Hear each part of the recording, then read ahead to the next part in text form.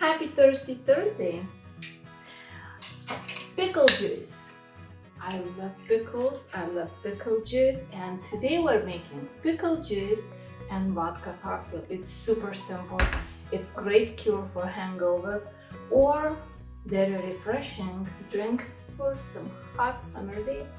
So how we make it? Super, as I said, super simple. Glass of ice, 1 shot of vodka,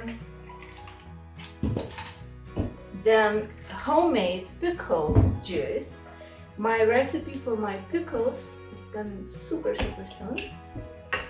So, and I'll pour in my glass. There you go. And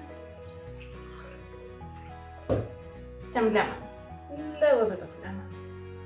That's it. Cheers. Happy Thirsty Thursday.